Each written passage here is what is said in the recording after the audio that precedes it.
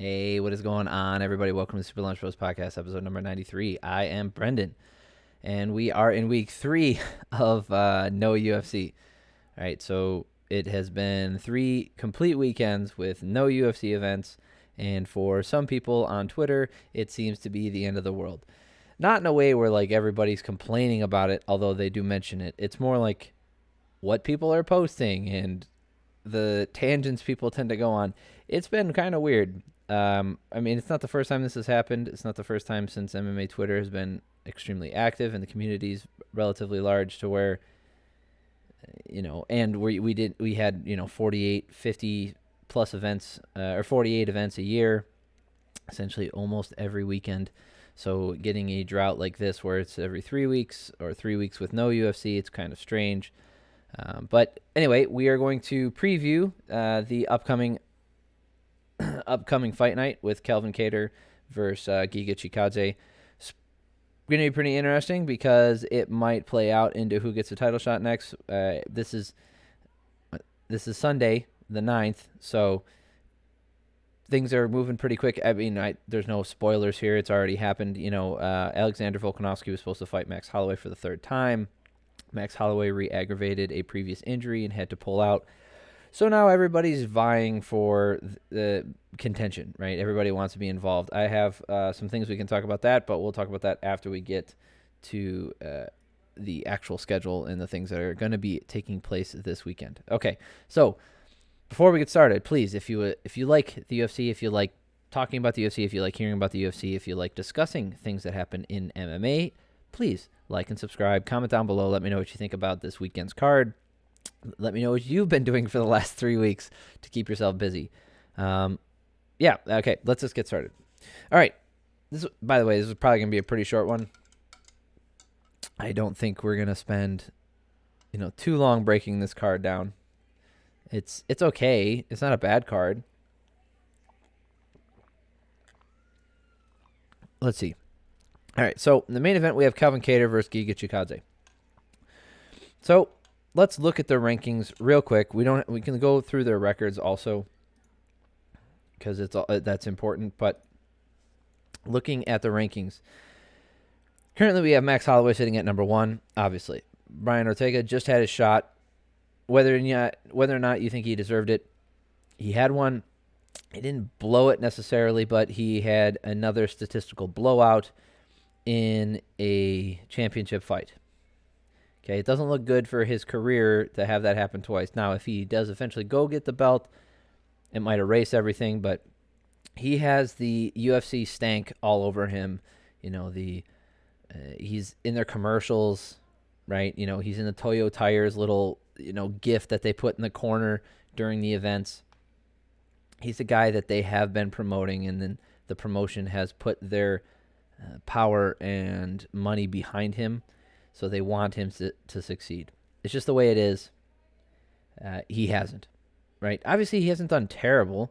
He just beat Chang Zhang recently, last year. Right? It's not like he came off of nothing and then got a title shot, although should he have gotten that title shot? Probably not. Doesn't matter. Anyway, then you got Yair Rodriguez sitting at number 3, who just came off of a long layoff and fight, but then recently, a couple months ago, fighting Max Holloway. That fight was Fight of the Year contender. It was interesting, but if you go back and look at the statistics, which we can if you want, I'm pretty sure nobody really wants to rehash that month-old fight, but if you look at the statistics, round by round, even if you were to say Yair landed a bigger shot in round 1 or 2, sure, fine. And I'm not taking anything away from him. I thought he fought brilliantly. I thought he did a very good job. I thought it was competitive. It was a complete blowout and by any stretch of the imagination. Good fight. Fun fight to watch also. Here's the thing. Looking at the strike tally and watching it again, Yair was never in control of that fight. Never once did I think, oh, he's winning this fight. And when I watched it the first time, I was kind of surprised by the striking totals. I'm like, oh, I guess Yair maybe was ahead in the first. Okay. But if you go back and look, Holloway led the dance the entire time. Yes, he got cracked, and he does take a lot of punishment, and Yair put a lot of punishment on him. Fine. He did most of the damage.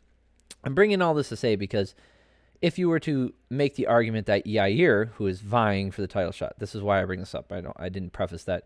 Yair wants to fight for the title next. Okay. I don't know why I'm doing this right now. I said I would go to the fights first. Whatever. Let's just do it. So Yair says, hey, you know, give me the title shot. I want the title shot next. Blah, blah, blah. I'm ready to go. There's a problem with that. Not that the UFC hasn't given a fighter coming off of a loss a title shot. It has happened multiple times in history. Right? We don't have to name them all. You don't have to remember them all. It has happened multiple times. It usually happens in the context of a shallow talent pool, a shallow challenger pool, a tapped out challenger pool, right? So someone like Demetrius Johnson, who is dominant for so long at his weight class and no new challengers arise, therefore no new matchups arise, you're going to end up with people outside the top 5, outside the top 7, even challenging for the title next because everybody else in the top, like I said, top 5, top 6, top 7 have already challenged for the title. And nobody wants to see that rehashed immediately. Okay, so those are all things that can happen. And they have happened, and they have led to people either coming off a loss, or a single win, maybe a split decision, whatever. I've seen all those things happen. I mean, Chael Sonnen got a title shot after losing a title fight. So this isn't a new thing. Could it happen? Yes. Will it happen? I hope not. Okay. Probably not also.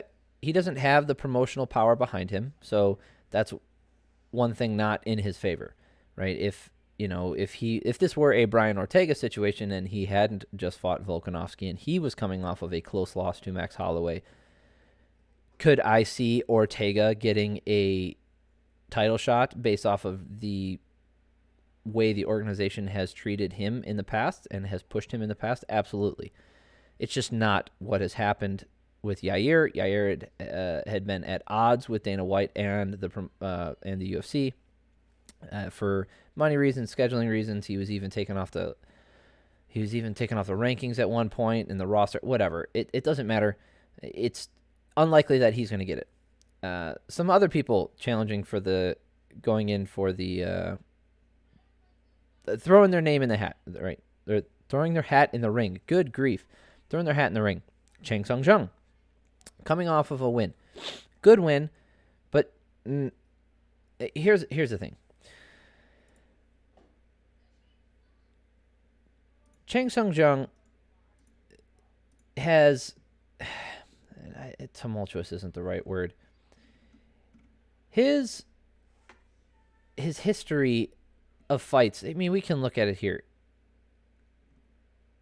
The way he fights is exciting, okay? And yes, he's been more intelligent since he came back. But every time he's fought the best of the best, he kind of just doesn't come out on top. Then he fought Dan Ige, in which he won a convincing decision. He's currently ranked number 4. His only loss in the past couple of years is to Brian Ortega. And here's the other thing. Vulkanovsky said, let's do it, to the Korean Zombie. I do not oppose this at all. Throw him in there, see what happens.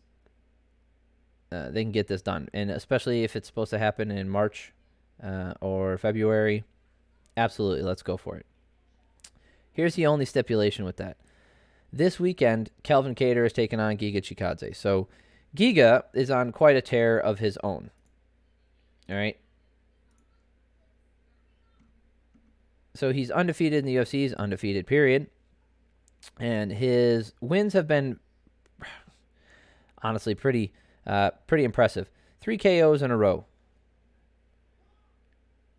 Jamie Simmons is whatever, but the Cub Swanson one, that he just outclassed Cub Swanson. And then he wore down Edson Barbosa and got the KO. So, he's got 3 good wins, or 2 really good wins in a row. They're impressive. They're good. Cool beans. Kattar, on the other hand, he's had his setbacks, and obviously, the Max Holloway one doesn't look so great for him, which is his last fight.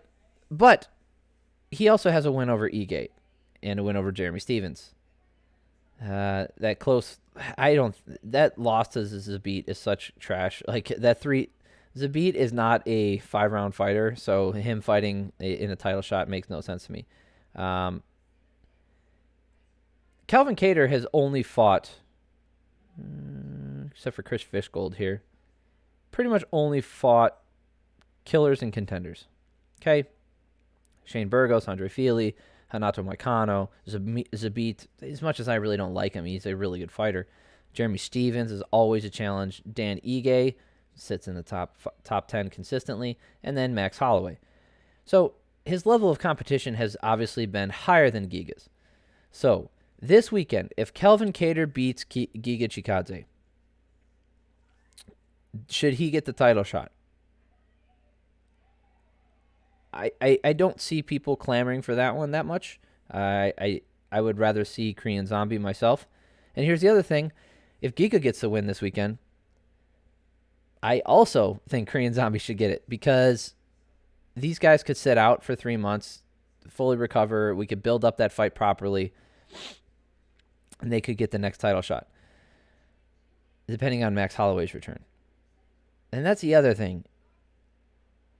I still want to see Max Holloway taking on Volkanovski.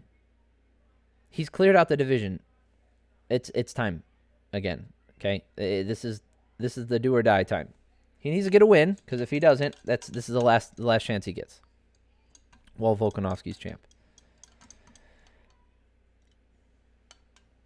What do we do with these two fighters then? Because Giga's one of those guys where he's got a lot of hype behind him. Oh, he is not undefeated, by the way. Sorry. Giga is not undefeated. He's undefeated in the UFC. He's 14-2. My apologies. Really stupid. Sorry. Anyway, so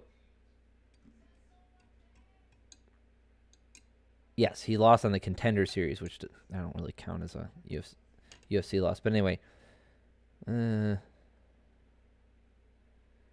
he went from getting decisions to his last 3 KOs. Listen, he's a really good fighter. He's really exciting. He's just not fighting the upper echelon yet. Okay. And yes, Calvin Kattar is ranked number 5, so this is an upper echelon fight for him. But he's ranked number 8, which I think is fair. Okay, after beating, after getting the win over Barboza.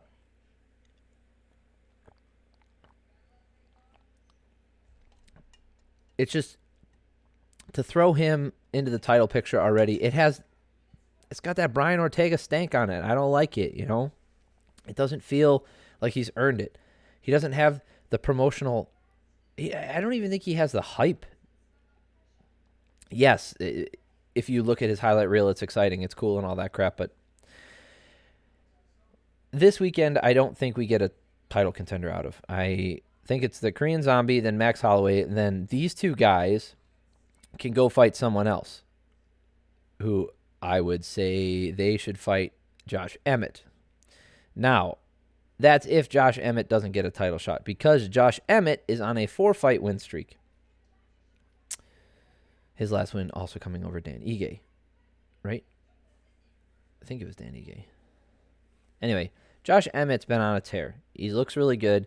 The problem with Josh Emmett getting a title shot and becoming champion in general, he's very injury prone, and he takes a lot of time off in between fights. So we could end up with a relatively inactive champion. And I'm never a fan of that happening. I'm not against him getting a title shot after it, because I feel like he's pretty much earned it. Maybe one more fight, and that's why I'm saying have him take on the winner of Kattar versus Chikadze. Full stop. Let's go. All right, have them fight. That way it gives us time to have the Korean Zombie fight versus Vulkanovsky if Volkanovski wants to stay warm. Okay, then we get Max Holloway versus Volkanovski, or that's a problem. If Korean Zombie wins, I just don't see him winning, but maybe he does. If he could beat Volkanovski, maybe we get Max Holloway in there right away, depending on how injuries work out and scheduling. And then If Max Holloway can beat Korean Zombie, we can get a third Volkanovski-Holloway fight, and it works out better this way because Volkanovski earns his title shot or deserves the title shot back, and Holloway has the belt. Okay? So this is a scenario in which you're not forcing the consumer to watch something repeated for the third time for nothing other than we ran out of other contenders, right? This happened because the guy who got beat twice is the current champion, and the guy who beat him has worked his way to a title shot. So I'd be happier with that scheduling. I'm hoping something similar to that happens. And saying that out loud, I want that. That seems good to me. I don't know. What do you think? Who do you think? Do you think just who cares? Just one of these guys needs to fight for a title? You think Kattar or Chikadze has earned a title shot at this point in their career, based off their UFC performances and their strength of schedule, all that stuff? Do you think that they deserve a title shot after this weekend? And do you think that Max Holloway being injured opens up the door? Do you think the Korean Zombie doesn't deserve one because he's only won one fight recently? Do you think Josh Emmett should jump the queue? He is ranked number 6. I mean, I don't think there's a wrong answer. In my opinion, I think there are more deserving fighters than these two guys. And, Chang Zhang, he's fought nothing but the best, okay? And yes, he's lost some, he's won some, blah, blah, blah, whatever. And, and his loss to Yair, I mean, he was dominating him for 24 minutes and 59 seconds, and he got knocked out in the very last second. He lost fair and square. Yair threw a Hail Mary, and he lands it. Okay? If that doesn't knock him out, Yair loses that, and now, he's down the queue. So, and he's come back from that, and he hasn't looked out of shape or out of touch. He still can crack. He still does the job when he gets in there. This is the problem in MMA, especially the UFC, right? This is the problem in the UFC when these guys at the top start fighting each other. So you have to have losses, right? You can't have a tie every weekend. Someone's going to win and someone's going to lose. Okay, does that automatically dump that person who lost out of the top 5, out of the top 10, just because they have one loss to the other guy who's going to be fighting for the title? No. And I think the rankings are relatively where they should be.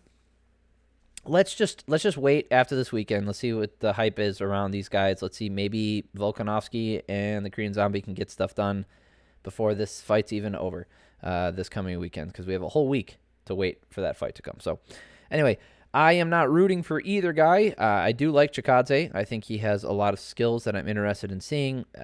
Kattar is a notoriously slow starter. Chikadze is a fast starter, so Kattar's going to have to weather a storm. Kattar's known for his boxing, but as we saw with Holloway, if you got the cardio, you can make him wither under the pressure. It's just going to be hard to do that. I mean, we saw with Jeremy Stevens trying to outpower him, and then he got cracked.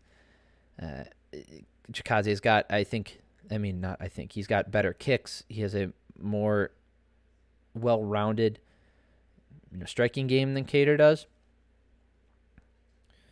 It'll be interesting. My money would be on Giga, just because he has more tools to end this. It's just over 5 rounds. Can Chikadze's cardio, can that pressure last? Can he keep that up? I'm not saying that he can't. I haven't seen. I don't remember seeing anything from him that shows me that he's going to wilt under duress or duration. I think he'll be fine. That's why it leads me to thinking Giga's going to end up winning this. But, like I said, I'm not rooting for either guy here. I like both fighters. I think they're both interesting. They're highly skilled fighters. It's a bummer that Kattar has to go in there against him, because, this puts, if he does end up losing, then, he's got a second loss here. It's really going to tank him. Second loss in a row. It's really going to tank him down.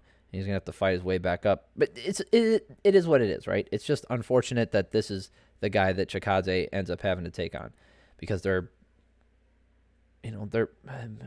newer to the top 5, right? To the top 10. Kattar's been around for a little bit. I know that. I just mean neither one of them's got a title shot yet. And if Chikadze is going to take on someone, why not have him take on like he could jump the queue and take on a Yair coming off a loss, or a Brian Ortega coming off a loss, or something like that, or even have him fight someone who's below him now for the first time in Shane Burgos or something like that. Anyway, probably Giga. 60-40. 60-40. It's a really safe pick. It's not a 50-50 for me. I think Giga does have more tools and more ways to win. I don't think that's a controversial statement. It's just about applying those over 5 rounds in an effective way to either get Kattar to stop, which is a tall order, right? He's a tough dude. Or just outpoint him, which is possible. You can outpoint him. All right, so Muslim Salikov versus Michel Pereira. Crazy guy's back.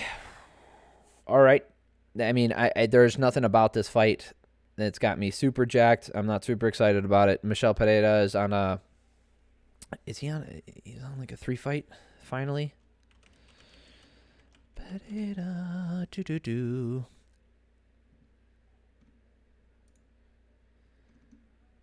He is on a 3-fight win streak. Yes, he is. So, some guy you'll never know. And his losses were stupid. Remember, when he lost to Tristan Connolly, it was because he gassed out like an idiot. When he lost to Diego Sanchez, it's because he threw an illegal knee and got DQ'd. Right? So, for all intents and purposes, he should be on a fight. I'm not a fan of this guy. I'm not trying to talk him up or give you a reason why I think he deserves a title shot or any of that nonsense. What I'm saying is, I think I have to be fair, okay? Because I do this for fighters I like a lot, and I probably don't do it for fighters that I don't like. I give them the benefit of the doubt on their losses to either make my point or hype them up past where their current rankings are or whatever. Michel Pereira should be on a 5-fight win streak, if all things being equal, right? So if he did get those 2 wins, that, the gassed out one like an idiot and the DQ win, if he did get those, that he still would have had the exact same schedule afterwards, the same 3 fighters, Zelim Imadeev, Chaos Williams, and then Nico Price. If he had gotten those 3 fighters, he clearly got those 3 wins decisively. He should be on a 5-fight win streak. The guy's legit. Okay, I was never a fan of his dancing antics. I think against Nico Price that here's the other side of it. I think against Nico Price it should have been a draw because the dumbass did a flip and landed a kick on Nico when he was down on the ground. He kicked him in the face. But the ref just was like, "Oh, you did a flip. That's legal, I guess." It's frustrating to see that crap because it's clearly not. Muslim Salikov is currently ranked number 15, and Michel Pereira is not ranked? That can't be right.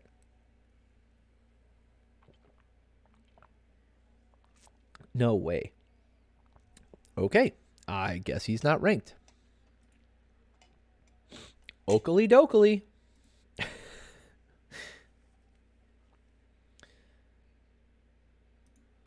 I mean,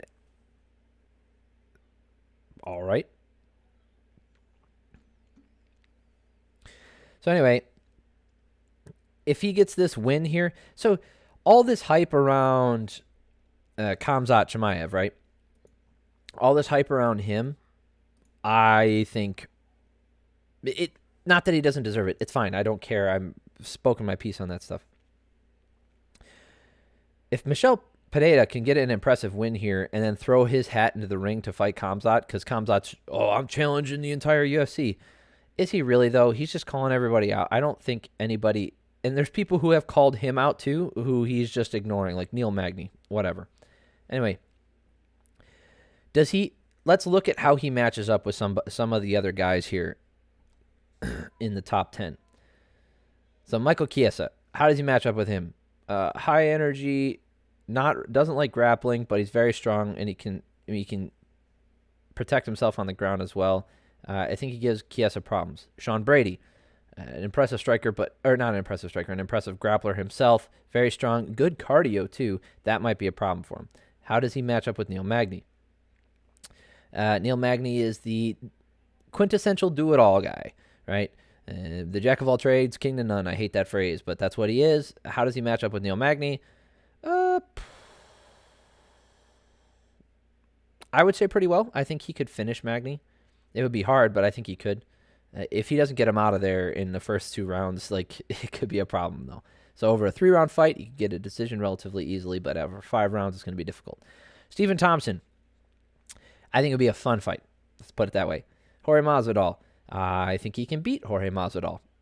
Bilal Muhammad, whatever. Vicente Luque, that's where we start to get to problems, because that guy can crack. He's got a good chin, and he doesn't play around in there. Leon Edwards, same thing. Good chin, can crack, doesn't play around in there. Gilbert Burns, I think, smokes Pereira, based off of what I've seen, right? Based off all the evidence given. And then Colby Covington, maybe he gives Covington problems. But Colby Covington, like I said, similar to what I said with Neil Magny, if you can't get Colby out of there in probably the first round with him, because he's going to be on you, it's going to be a problem. And Kamaru Usman, I don't know. He's like a better version of Covington. He just is. He's just a step ahead of Covington as far as not his cardio, but his power. I think his cardio is as good. I think his power is better, and his striking is a little bit better. He still gets hit, so maybe Pereira can go in there and crack him.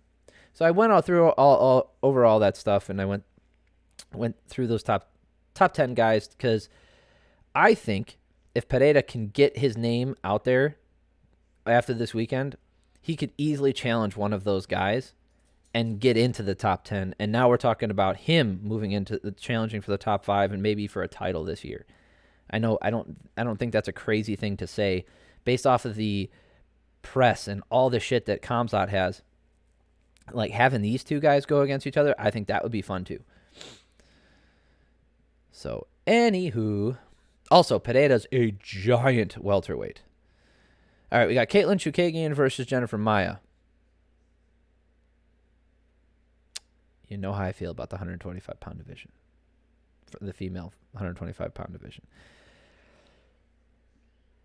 I don't know.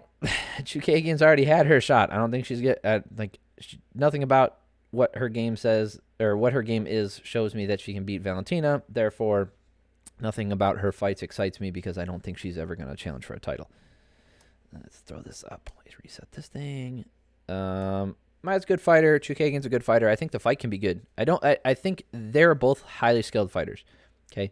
I think they are in the upper echelon of female fighters, period. I think they're both highly skilled individuals.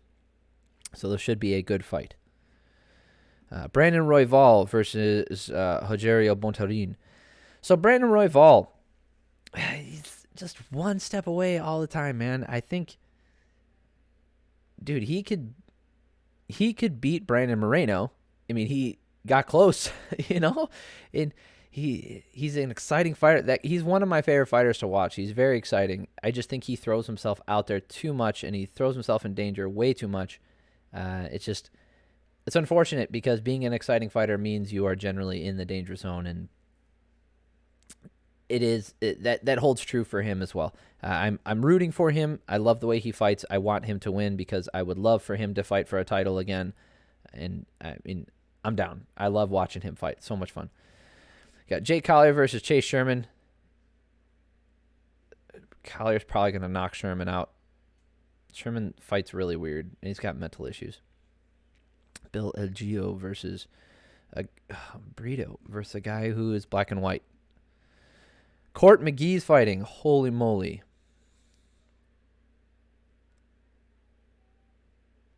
TJ Brown versus Gabriel Benitez. Dakota Bush. Kakramanov. Brian Boom Kelleher is fighting. Why is he so far down? That guy just needs to put it together. He just needs to work on his output, and he could really, really be a problem. He's got the power. He does. He's got insane power in that right hand. He just needs to keep up the output and be able to win these decisions when he needs to. Okay, you're not going to be able to knock out everybody you fight. Okay, this is not going to happen. Cool. That's this weekend. And then obviously the weekend after that, we got the big one, UFC 270, Francis Ngannou versus Cyril Gane, Brandon Moreno taking on Davison Figueiredo, Masar Evloev versus Ilya Topuria. Greg Hardy's taking on Alexei Oleinik. These are fun. These are fun fights. That's a good card. So we'll talk about that probably in a short breakdown after I go over these fights next weekend. So what was the other news? There was something else big. So obviously the big news was Holloway falling out and not being able to fight, right? There we go. Yeah. So apparently Volkanovski just outright declined Giga Chikadze's fight offer. That's good. He doesn't want to. He shouldn't have to fight him. That's a stupid. Like I said, there's no wrong answer because the UFC's crazy and shit happens, but I don't think that that's the right way to go.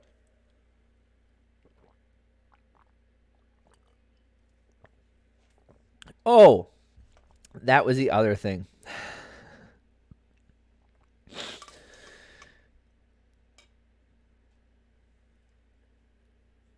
Triple C, Henry Cejudo, okay? Man, I don't know if I was even recording these when I was a fan of Henry Cejudo. That's how long ago it was. I was a huge fan of Henry Cejudo when he first came to the UFC.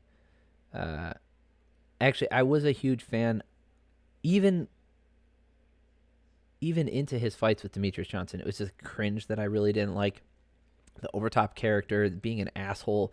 I didn't like that stuff. I still don't like that stuff. Here's the thing. He threw his hat into the ring as well. Because he's like, I'll take on Volkanovski. Couple problems. One, hasn't fought in 2+ years. That's the first problem. Second problem. People, be honest with yourself. And you can be honest with me, too. Like, do you actually want to see that fight? Do you think it'd be interesting? I'm not saying it would be a bad fight. I'm just asking, do you want to see it? Given all the implications of what that means. Okay? Having Henry Cejudo as the champ at featherweight, if he could win, right? Having him come back.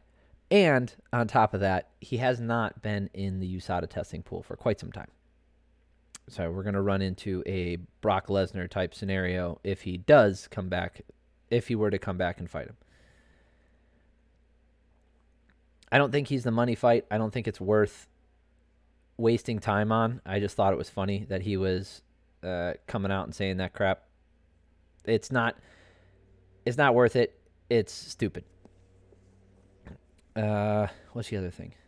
Oh yeah, last thing and then I'll wrap this up. So Jake Paul put out a video of him throwing some leg kicks on a pad. Dude's got some decent kicks. Y'all can hate, do what you want. I don't care. You can say I'm stupid for thinking he can kick. Like, oh yeah, let's see him doing. I'm not saying he can do that in a fight. I'm not saying he's gonna kick down someone's leg. I'm not saying he can effectively use that while putting together that with striking and wrestling. Okay, I'm not saying any of those things. I'm saying that the kicks that he threw looked pretty good. Now, being that he only threw 2 on that were recorded, right? So the video only shows him kicking twice. I'm not going to sit here and break this down some analytically way. I'm not Luke Thomas, and this does not deserve that kind of respect or time.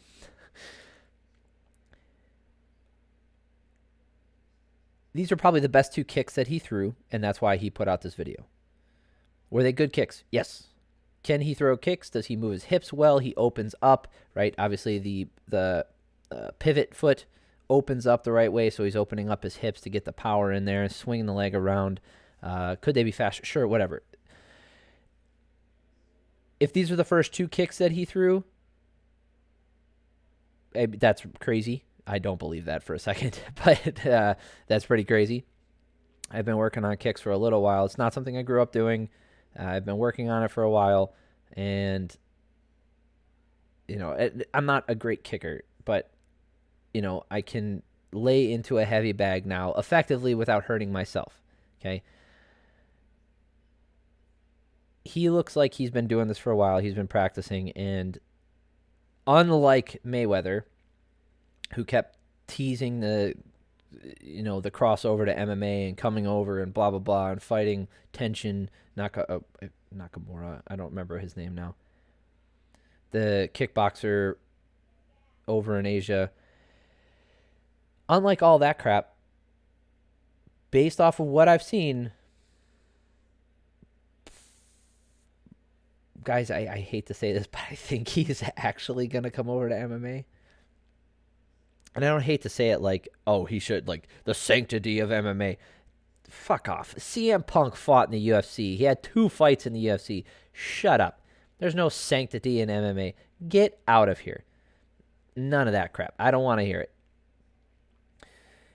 And if a guy, also, he was a really good wrestler in high school. Okay, and that's not to say that, oh, well, he was a wrestler in high school, therefore he could beat anybody. No. But he has a wrestling background in a state in Ohio where wrestling is a coveted sport, right? It's taken very seriously there. He is generally athletic. I think his cardio could use a lot of work. In his last boxing match, I think he looked better, but it was hard to tell because it was against Tyron Woodley. So who knows?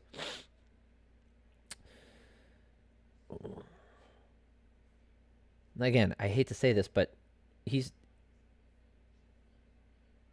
outright talked to the PFL and been talking about the PFL. He made a challenge to Dana White saying like, "Hey, if you raise fighter pay," and yeah, he's saying a lot of things, and whether it's for notoriety and publicity or if he's really trying to do good in the industry by bringing up fighter pay in the UFC and giving them a larger cut of the pie, right, as far as income goes, because it's about 18%, and he giving them up to 25%, similar to the industry standard, or 30%, which is, I think 30% might be the industry standard. The thing is, whether it's good, whether it's his intentions behind it, though, I've said this before, intentions are very important because intentions are the best predictor of future action, right? Like if someone outside chases you down the street and stabs you in the hand. Okay, you got stabbed in the hand.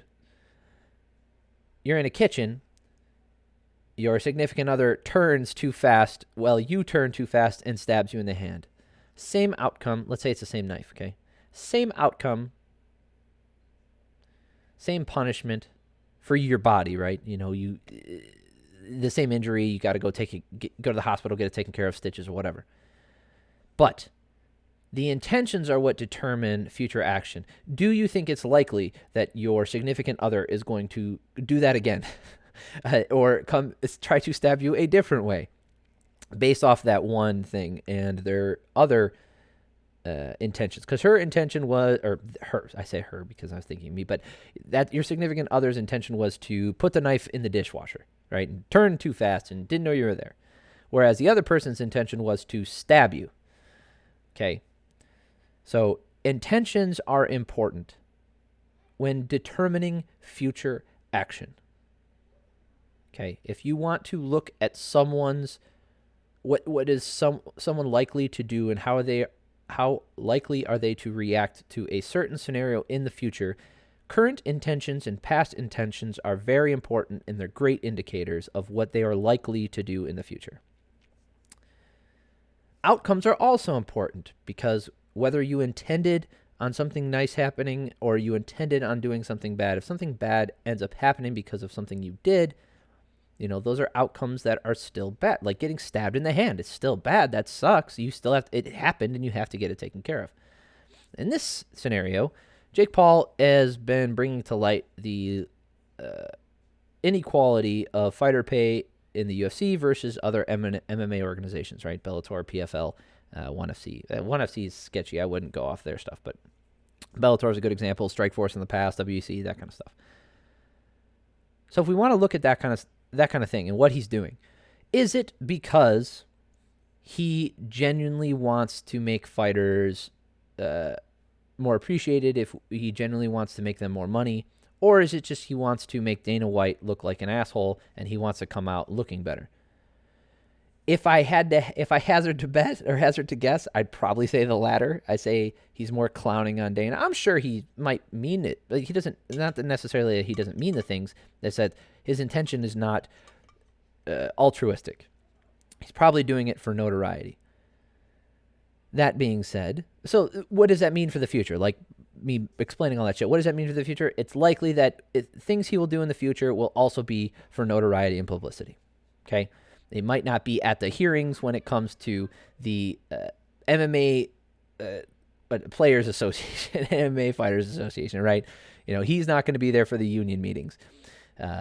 But if the outcome is he gets the ball rolling and he keeps it in the public eye and gives people an idea of what's actually going on behind closed doors, even though it's not behind closed doors anymore, there's a court case and all this stuff is readily available online. You can look all this stuff up. Again, I started this with saying, I hate to say this, I think he's good for the sport. Please don't hate me. I think he might be good for the sport. I think it puts things in perspective, right? I think he's a good example. CM Punk was a bad example. I think he's a good example. Someone who is naturally athletically gifted, someone who works really hard at something. Not to say that CM Punk it didn't work hard, but he was well past his athletic prime, never had an athletic prime in my opinion, and had no background in combat sports. Whereas Jake Paul came from a wrestling background. He's generally athletic. He's been practicing boxing. He's fought his way up against, other celebrities and other sports stars and not actual boxers, then moved his way to boxing, former MMA fighters. Right, taking on Ben Askren and saying I'm a good boxer, it doesn't mean shit, right? If in a straight boxing match, I think I could stand in there with Ben Askren. And this is not to put Ben Askren down. I think he whoops my ass as far as, like, straight combatives go. Like, obviously, he fucking kills me, crush my head like a coconut. Or a watermelon, as he does. But when it comes to boxing, that's not a measure of success, in my opinion. Knocking out Nate Robinson isn't a measure of success. But as far as being a good boxer goes. But if you look at his progression, he's done it pretty much the right way from where he came from and moving into MMA, bringing the publicity with him. I don't think it's a bad thing, guys. I'm sorry. I mean, I was not a fan of his shenanigans. I wanted him to get knocked out by Tyron Woodley, but if he's really taking this serious and he's bringing all this stuff up and he does things the right way and he is who he is, naturally like that, a talkative, kind of brash individual, I think it's good for the sport, right? I think what he does is probably a little bit more wholesome than what Conor McGregor has done, yeah? At least so far. Jake Paul's not out there punching old men who don't drink his whiskey. He's not out there punching women. Yeah, he might have stupid TikTok videos, and he might say dumb things in public. He might say inconsiderate things. I don't think that's as bad as physically harming someone and, throwing fucking dollies at buses. Now, I'm not saying Jake Paul is Conor McGregor. No. He doesn't bring in the eyes to the sport that Conor McGregor did. I don't know if he ever can. Anyway, all right, I'm going to call out on that before I throw my foot in my mouth anymore and I get anybody who watches this to purely hate me forever. I'm glad I talked about this at the end. This will be snipped up, and I will, I'm sure, talk shit about myself later. Anyway, I appreciate y'all for making it this far, especially after the last little bit I said. If you disagree with me, please let me know why. Keep it respectful. I don't mean to... I'm not saying you can't disagree with me. Obviously, what I said was completely opinion. I don't think there's anything objective that I said as far as, being good for boxing or being good for MMA or anything like that. So please, if you disagree with me, let me know why. Like, I'm more than willing to entertain other opinions. In fact, it just makes my opinions more robust, or I get to change my opinion and be with the group. Anyway, I really would appreciate it if you subscribed. Please hit the subscribe button, and I would appreciate it if you like this video. It helps out a lot. And if you know anybody else who's interested in any of these sort of ramblings, please introduce them to the channel, get them to watch the stuff. It's a good companion piece after you've watched the fights. I put them out every Sunday, so going forward, it's something you should be able to count on. So, all right, that's it. I said it was going to be a short one. It wasn't, but it is what it is. Love y'all. Have a great week.